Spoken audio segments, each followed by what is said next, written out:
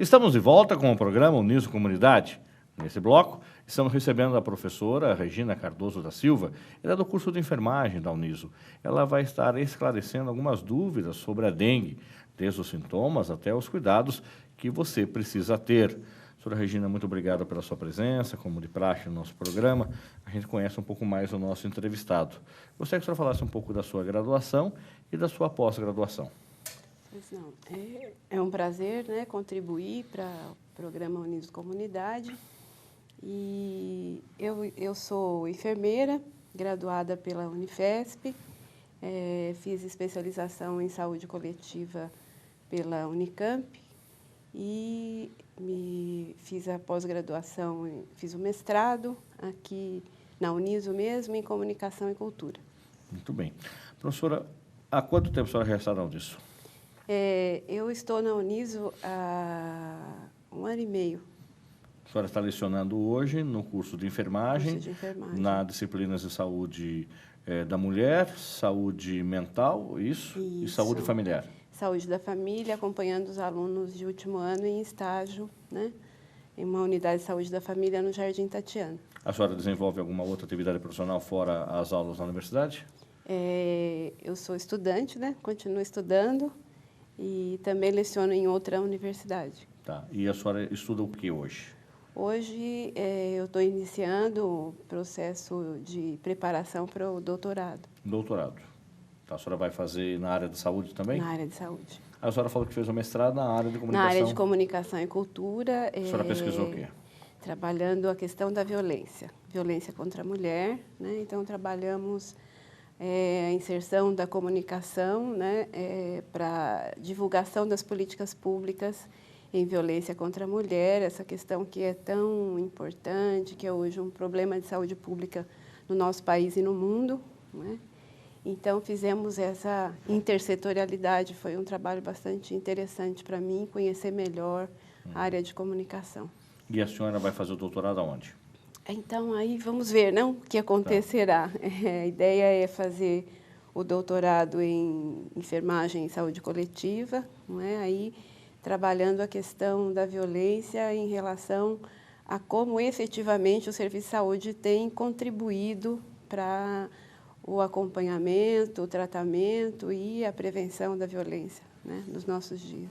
A gente estava nesse programa, nosso objetivo que no bloco anterior, você que nos acompanha, a gente teve com o José Luiz, o Chiquito, ele que é veterinário da prefeitura, responsável pelas ações de combate à dengue no município de Sorocaba, e ele deu algumas dicas e orientações que são pertinentes, são importantes para você prevenir que essa proliferação do mosquito aconteça na sua casa.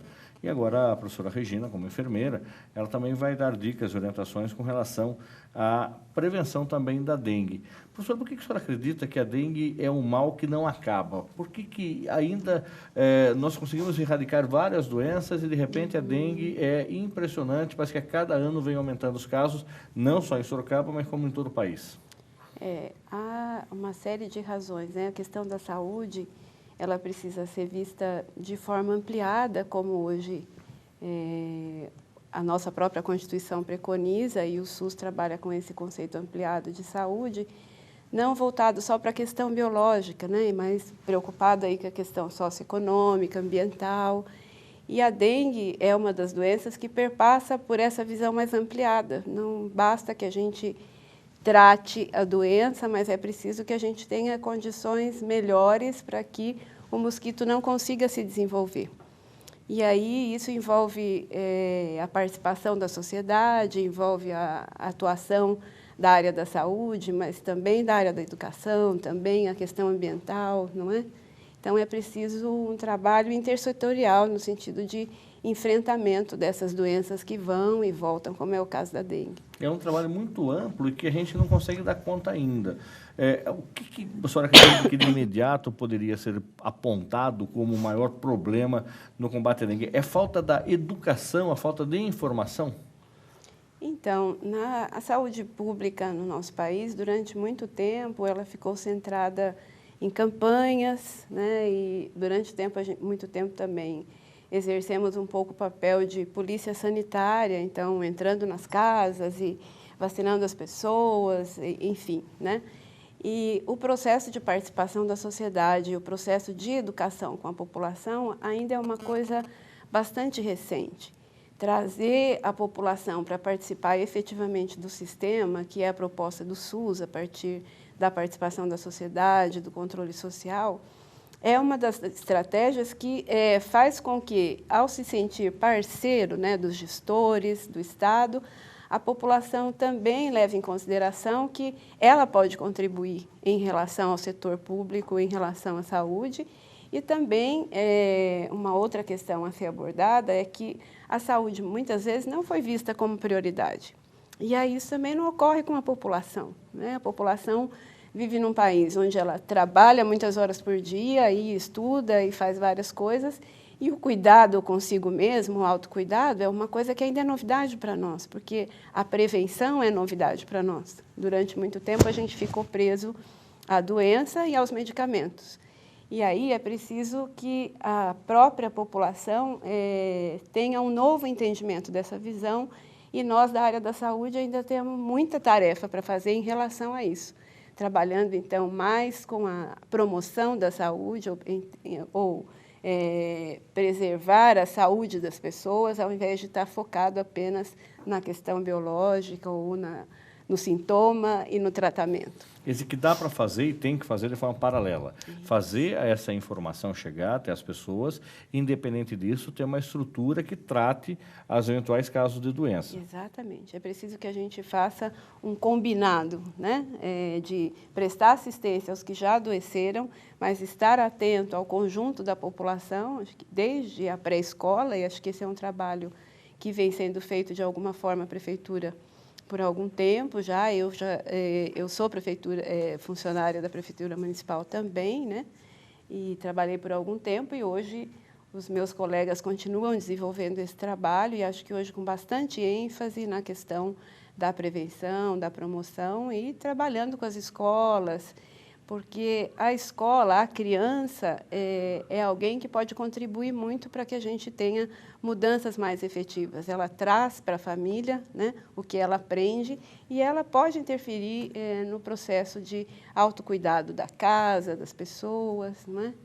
Agora, com relação aos sintomas da dengue, como o programa tem uma característica de prestação de serviço, se você, porventura, tiver um desses sintomas que a professora Regina, aquela que é enfermeira, vai explicar para a gente, fique bem atento, ou se você tiver alguém próximo de você que estiver sentindo alguma desses sintomas que a professora está falando, quais são as formas imediatas de atendimento? Quais são os primeiros sintomas que uma pessoa dá para separar que ela não está com febre, resfriado, com outro tipo de dor, e de repente é dengue? Então, essa é uma questão bastante importante, porque os primeiros sintomas da dengue, na verdade, eles se confundem com uma gripe comum, porque a gente pode ter 3 tipos, pelo menos, de dengue. A dengue clássica, que é que tem sintomas, esses que eu vou estar falando para vocês, e depois a gente tem a dengue hemorrágica, que é um tipo mais perigoso, que pode levar à morte, inclusive. E aí, e ainda a gente tem a síndrome do choque, que é a dengue bastante prejudicial e que, na maioria dos casos, leva à morte, não é? E agora, a dengue clássica, que é o que mais a gente tem, o princípio de tudo é a febre. E a febre pode estar presente em várias outras doenças, inclusive na gripe, como você disse. Mas, além dessa febre, e essa febre é diferente da gripe na medida que ela é mais alta, a gente vai ter febre entre 37,5 a 39 graus, né? Então, a gente vai ter febre alta. Dor de cabeça é uma dor de cabeça bastante importante, que atrapalha... É muito contundente. Atrapalha o dia a dia, o momento, o trabalho da pessoa. Além disso, ela vai ter uma dor que a gente chama de retroorbital, ou seja, atrás dos olhos, né? Então, essas são as diferenças básicas em relação à gripe, né? E, além de tudo, ela vai ter uma dor no corpo muito acentuada. A população costuma falar dor nas juntas, né? E houve um tempo em que se brincava que a dengue dá uma quebradeira, né? Como que dói, todas as articulações doem, né? Dói as juntas. E no passado se dizia que a pessoa estava dengosa, porque, na verdade, assim, como a dor é muito alta, como tem essa quebradeira, a pessoa realmente não consegue desenvolver as atividades de vida diária da forma como ela costuma naturalmente fazer. Agora, essas dores, elas acontecem, por exemplo, quanto tempo depois de uma picada, ou eu já consegui perceber, ixi, tomei uma picada e já vou sentir a dor imediata, ou não? Ou eu nem percebo essa picada? Não. Quanto tempo demora para eu sentir isso? Então, provavelmente, você não vai perceber. É importante que a gente diga também que o mosquito da dengue, ele tem hábitos diurnos, né? E, então, essa picada pode passar despercebida pela gente, ou às vezes pode ser sentida, pode ter uma coceira no local, mas os sintomas não são imediatos, né? Então, a gente pode demorar aí 3 dias para ter esses primeiros sintomas, pode demorar um pouco mais, vai depender também da condição da pessoa que está recebendo a picada e se esse mosquito estava infectado ou não, né? Porque para que você desenvolva a dengue é preciso que o mosquito que te picou esteja infectado e também que seja o mosquito fêmea, porque é o mosquito fêmea que é o transmissor. Não é? Agora, se você, por exemplo, sentiu a picada, não dá para ficar também histérico na hora e já procurar um médico, ou procurar um posto de saúde, porque, olha, eu tomei a picada faz agora há pouco e agora já estou com dengue. Não dá para fazer um diagnóstico imediato? Imediato. Então, nessa questão é assim, nós temos situações e situações. Em situações endêmicas ou quando a gente tem muitos casos de dengue em algumas regiões, é preciso que a população fique atenta se a sua área é uma área onde a gente está com muitos casos da dengue. Se for, é preciso que ela preste atenção, né? Que mosquito é esse que está picando por aqui, né? É um mosquito de pintas cinzas, brancas, ele é diferente do normal, do que a gente costuma achar um pernilongo comum, não é? Então, é preciso que ela esteja informada em relação a qual a situação. Claro que não é no mesmo dia, mas aí, se ela recebeu a picada, e o que ela pode é ficar atenta se ela vai, nos próximos 2, 3 dias, ter alguma sintomatologia diferente, né? E na presença de sintomas como esses, e um sintoma que eu acabei não falando, são manchas avermelhadas na pele, né? Que vão poder aparecer. Aí sim a pessoa deve procurar imediatamente o serviço de saúde, porque é importante que os exames para diagnóstico sejam feitos o mais precocemente possível, né, para que a gente possa fazer o diagnóstico, que é apenas laboratorial. Agora, por exemplo, o primeiro teste que a senhora falou que é do laboratório, existe uma outra alternativa? Uma vez se falava o tal da prova do laço, que é feito com elástico. Existe uma possibilidade de fazer uma primeira checagem até no posto de saúde? Essa primeira checagem é feita tanto nas unidades básicas como nas unidades de pronto atendimento. A prova do laço é realizada porque ela vai permitir que a gente perceba a existência ou não dessas manchas, se elas aumentam, o que acontece quando dá a prova do laço. Isso não necessariamente precisa ser feito pelo médico, um profissional da enfermagem já faz. Não, pode ser feito pelo profissional da enfermagem, né? Então, toda essa dinâmica inicial, né, é importante que ela seja feita precocemente. Às vezes as pessoas acham, isso é uma dor de cabeça comum, e aí fica em casa e começa a fazer aquilo que não é para ser feito. Tomar os medicamentos que a televisão diz para nós, né? Tome Doril, a dor sumiu e assim por diante. E aí vai uma recomendação importante no sentido de que qualquer medicação deve ser tomada com orientação médica. E nós temos aquela contraindicação de que as pessoas tomem o ácido acetil salicílico, que é a aspirina, ou a dipirona. São medicamentos que podem, na verdade, ao invés de contribuir, prejudicar, não é? Então, aos sintomas, a pessoa deve procurar o serviço de saúde e o médico é que vai dizer o que é que ela deve tomar. Ela vai tomar, sim, analgésicos, vai tomar analgésicos para dor de cabeça, vai tomar antipiréticos ou remédios para diminuir a febre, mas o médico é que vai dizer o mais adequado, que no caso não são aqueles à base de aspirina. E uma outra coisa importante que a pessoa deve fazer, o tratamento da dengue, na verdade, não tem um tratamento específico, ela vai, então, fazer esse uso desses medicamentos que vão tratar os sintomas e ter a preocupação de se hidratar, né? Tomar bastante água, bastante líquido para que não haja desidratação. Professora, agora a senhora deu uma explanação muito boa aí com relação a ir procurar o serviço de saúde, o programa de saúde municipal que tem todas as condições de fazer esse atendimento, mas por outro lado, a pessoa começa com esses sintomas em casa e é praxe o brasileiro ter o automedicamento. Isso já se vai na farmácia, leva a cestinha, compra o remédio e começa a se tomar lá o Doril, como a senhora falou, ou outro medicamento que seja, e de repente isso mascara os sintomas da doença no primeiro momento e diminui até um pouco a dor, diminui a dor de cabeça, diminui um pouco a dor nas juntas.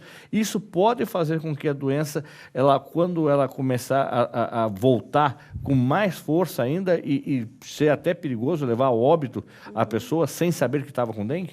Exatamente, né? Essa questão. Então, a automedicação, ela interfere de forma negativa 2 vezes. Primeiro, no sentido da pessoa tomar o medicamento inadequado, né?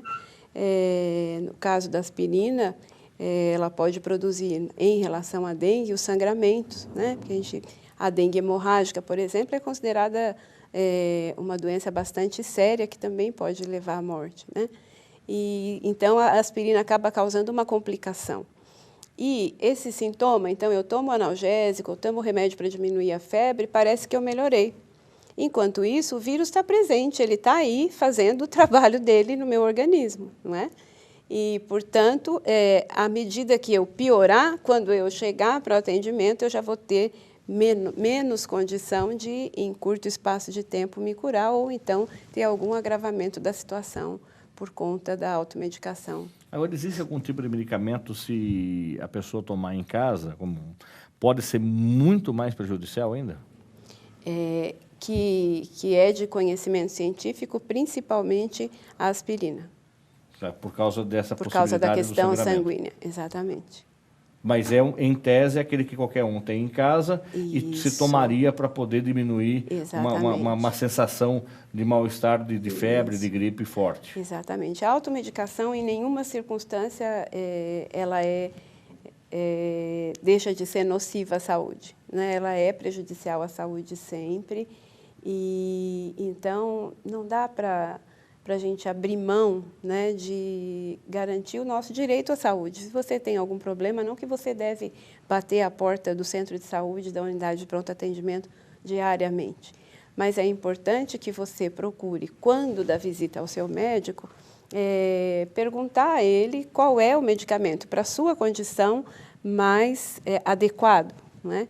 E que você não vá, como você acabou de dizer, à farmácia e faça o seu pacotinho, né, sua cestinha de a minha vizinha disse que esse é bom, o outro é bom, e aí a gente faz uma miscelânea e que acaba prejudicando ao invés de ajudar.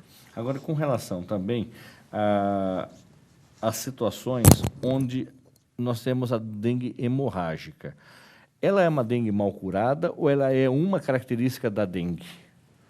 Então, aí, o tipo de dengue que vai se desenvolver vai depender também de qual é o tipo de vírus, porque a gente tem o vírus tipo 1, 2, 3 e 4, né?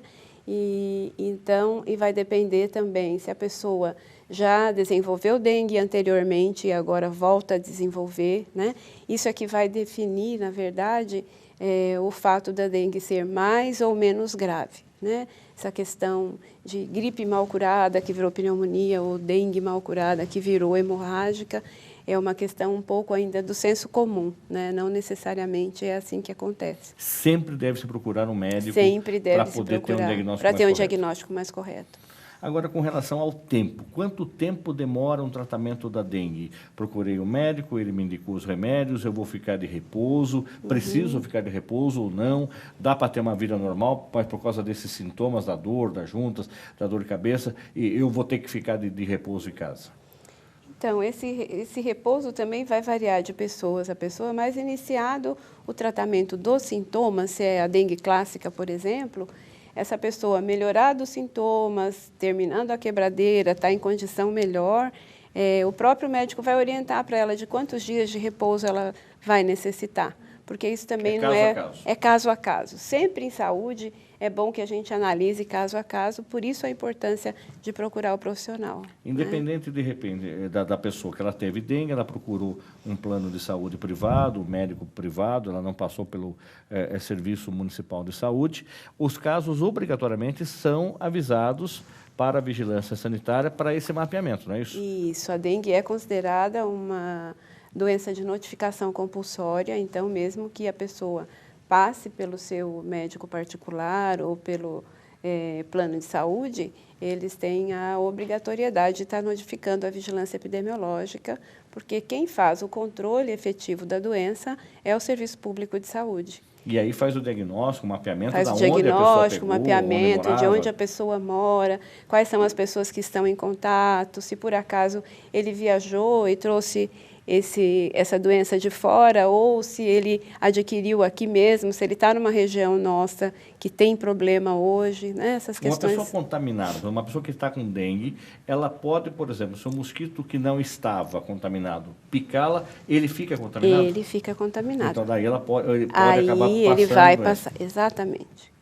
Então, por isso que é imprescindível, então, a gente saber fazer esse diagnóstico com antecedência, passar essa informação também, para que se consiga detectar onde está o foco de dengue. Exatamente, os focos, em que áreas da cidade, e a Prefeitura tem feito isso com bastante critério e tem divulgado e tem colocado suas frentes de trabalho no combate à dengue, não é? E, então, é super importante que a população dê a sua contribuição. Muitas vezes, o agente de saúde chega nessas áreas que estão com mais problema, muitas vezes é impedido de entrar ou encontra uma resistência para entrar na casa, buscar criadouros. Então, é importante que a comunidade, que a população, claro, identificada a pessoa, né? Permita esse acesso, facilite, aproveite a presença do agente para obter informações mais seguras e condutas melhores que ele pode ter em relação ao cuidado com a sua casa, ao cuidado com o seu entorno, com a sua rua. Professora, quem quiser entrar em contato com a senhora, qual é o e-mail mais fácil? recardoso85@yahoo.com.br.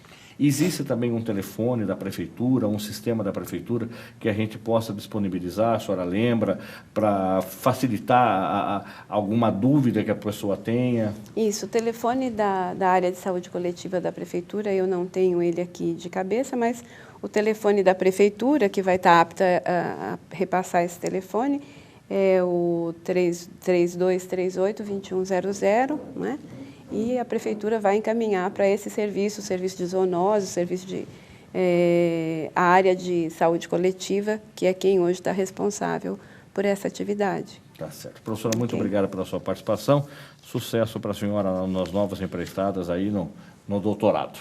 Muito obrigada pelo convite. É sempre um prazer poder contribuir para melhorar a saúde pública da nossa cidade. Tá certo. O programa Uniso Comunidade termina aqui. Se você tiver alguma sugestão para o programa, envie para unisocomunidade@uniso.br ou na nossa fanpage no Facebook, curta lá, é Uniso Comunidade. Agradecemos a sua audiência e até o próximo programa. Até lá!